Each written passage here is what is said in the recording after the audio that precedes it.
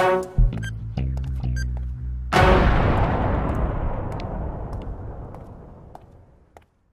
and welcome to SpyHards podcast, the weekly podcast where your hosts go deep undercover into the world of spy movies to decipher which films make the NOC List. I'm Agent Scott.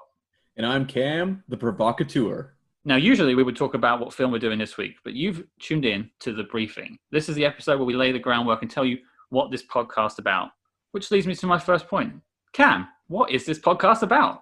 Well, you know, Scott, and over the many years we've known each other, I guess, what, eight years now? Is that about right? Yeah, I'd say so. Okay, yeah. We've talked a lot about James Bond because you being British, I just assumed that you just celebrate James Bond daily, and that's always been the case. That has never changed. I've always believed this. I was born into a tuxedo drinking a martini. That is true. Well, you are drinking a martini in the logo, so there you have it. Well...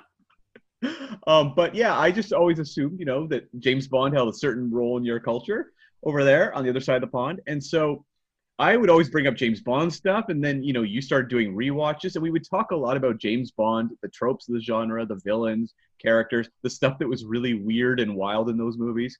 And it sort of just organically led to the concept of this podcast. Yeah, that's right. I mean, in reality, I didn't have that much of a connection to Bond growing up. It was something that was definitely in the background, but until GoldenEye came out, actually, is the first film that really got me into the genre, which I actually played on the N64, the video game, before I even saw the film. That was really my first introduction to spies and the spy genre as a whole. But it was only until last year where I actually bought the whole Bond box set and went back and rewatched them all properly from the start, because I probably had seen them in some way, shape, or form growing up. I really, really doubled down on my love for Bond, and that was where I got started, really. Right. I think a lot of people, maybe the majority of people, especially born past a certain period, were introduced to spy movies through James Bond. I mean, I guess there's maybe younger kids now who saw like Cars 2 or something, but by and large, I think James Bond plays a very significant role. For me, yeah, I mean, it was View to a Kill. Actually, my parents got it for us on the Canadian version of HBO, which is Super Channel. We had a free trial week, and one night, my sister had a soccer game that day. I'm probably like 10. My sister's about 8, I think. And my parents said, okay, kids, tonight we're going to order in pizza and watch a James Bond movie, which I actually kind of knew what James Bond was because I remember Archie Comics did a parody called James DeNob. And so the name actually had stuck in my head. So I'd always say, oh, James DeNob, of course.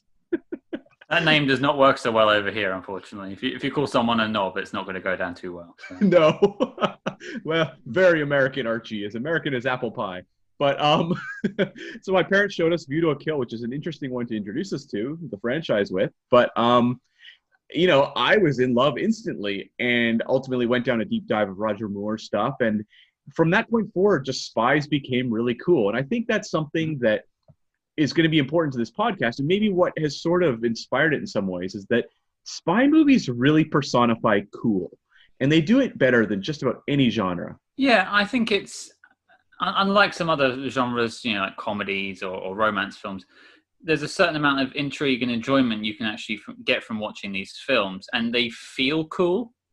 I think that is one of the premium words here is cool. You feel like you're living your life through Bond or Jason Bourne or anything like that. And I think that's what attracted me as a younger James Bond fan. I can't remember what year that was when GoldenEye came out, 95? Yep. And that was it from there on, really. And I think the other thing is with spy films is ultimately it's a bit of an escape. Oh, totally. Yeah, definitely. James Bond definitely paved the way for that. Although we may feel differently when we're doing things like, say, like The Spy Who Came In From the Cold or something, some of the more serious ones. But by and large, yeah, spies definitely have that escapism. The heroes tend to be very slick and, calm under pressure and cool and collected. And, most of us aren't that in real life. I don't know what you're talking about. I am British. This is literally how I roll. That's true. I have no argument against that. I mean, no word of a lie. There is a martini set in my drinks cabinet in the other room. Yes, I have right? a drink cabinet, people, and a shaking stir thing. I've got it all. I could make you a mean martini if you'd like. Yes, me being Canadian, we don't have a lot of cool things to attach to us other than, I don't know, I guess some Canadians are super into hockey and poutine and stuff like that, but that doesn't really fit me. That's why I'm talking about spies. Hey, I love your maple syrup. Don't knock it. Actually, you know what? I do like maple syrup, so we got that.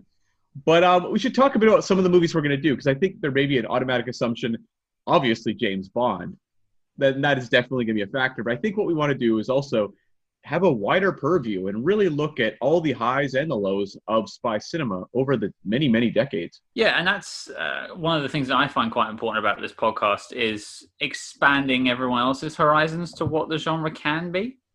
Because a lot of people might have seen GoldenEye, as we referenced earlier. I mean, have you seen From Russia with Love, if we're talking James Bond, or if we're moving away from Bond, everything from like North by Northwest to Austin Powers, comedies type spy films. There's a lot within this genre to dig into. And that's what attracted me to it in the first place, really. And there's going to be some really, serious dramas we're going to tackle too that I think are great movies that maybe people haven't checked out. Stuff like Parallax View or 3 Days of the Condor, The Conversation. There's a lot of great movies out there in the spy genre, and it really does go right across the board. James Bond is totally like escape cinema versus some of the harder hitting stuff that really was commenting, and say, on 70s politics or what have you, or even things like I referenced it earlier, Cars 2. Don't forget the Spy Kids films. We have 4 of those to tackle, and I frankly can't wait. Yeah, right. Spy Kids, Spies in Disguise, the movie with the pigeons. There's all sorts of spy stuff. Maybe even the Dave Bautista movie, My Spy. Who knows? We have plenty of time on our hands as we're all still locked inside, I think, a little bit. We're still in that era.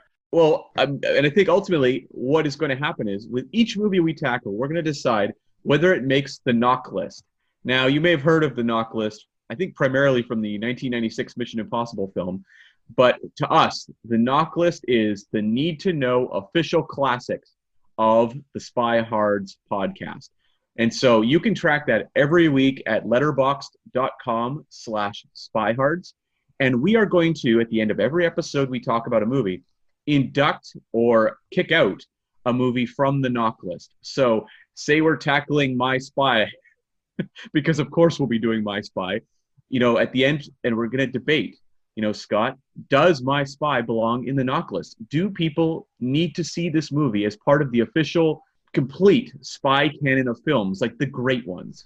And there'll be some films that make the list that might not necessarily be the greatest films of all time. Mm-hmm. We might agree that whilst, I can't think of a great film off the top of my head. We'll go maybe North by Northwest is held as a great film. It might not be a great spy film against what we're looking for, and it might not meet our criteria. And in terms of the criteria, I think that's going to be quite loose. And a lot of it is going to be from how we feel about the films, which I think is a good thing. Ultimately, we're the arbiters of what goes on the list. Now, of course, we would like to hear back from everyone listening and watching at home. And if you have opinions about what goes on the list, we'd love to debate that with you. But ultimately, we make the final call because it's your ears that we're in. That's right. And when all this is said and done and the NOC list is assembled, this is not a subjective list. This is an objective list. There is no arguments against the NOC list once it exists. Even we can't go back and redact things, I think. That's right. I think once it's submitted, I think that's it now. It's basically committed for life. And I think one of the struggles I'm going to have is, talking about James Bond or even the Mission Impossible franchise.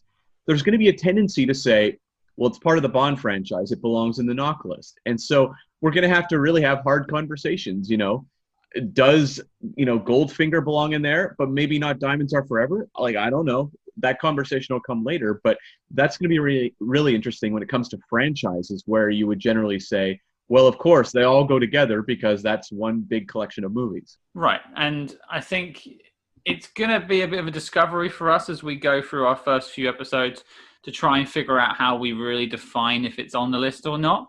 But, stick with us, and I think we'll get there, and it will be more of a, I don't want to say formulaic way of doing it, but you'll understand our reasoning after a little while. We both come at from completely different sides of things. I mean, I know, Cam, you are a bit more of a cinema buff than I am. Would you say that's fair?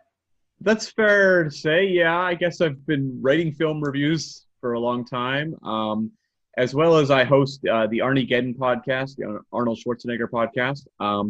Yeah, I guess so. But I think it's gonna be really interesting to see how our two, different sides kind of clash in the center. Basically, every knock list will be a cold war of you and I icily trying to induct a movie or shoot a movie down.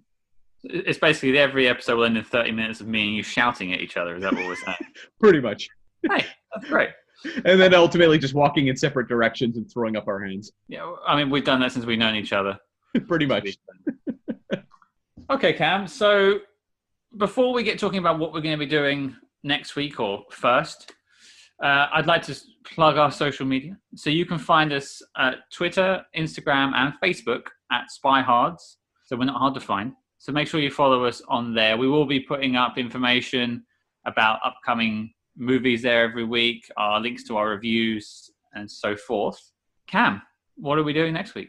We are going to take on 1995's GoldenEye, Pierce Brosnan's first movie in the role of James Bond, directed by Martin Campbell, who would one day go on to really be considered one of the great Bond directors with Casino Royale.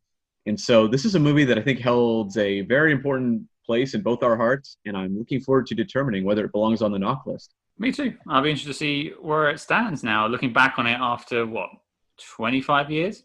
Yeah, we're actually, I guess, on an anniversary. Well, there we go. So, guys, make sure you subscribe so you can get our episode when it drops next week. We're aiming to be coming out weekly. But until then, good luck among the shadows.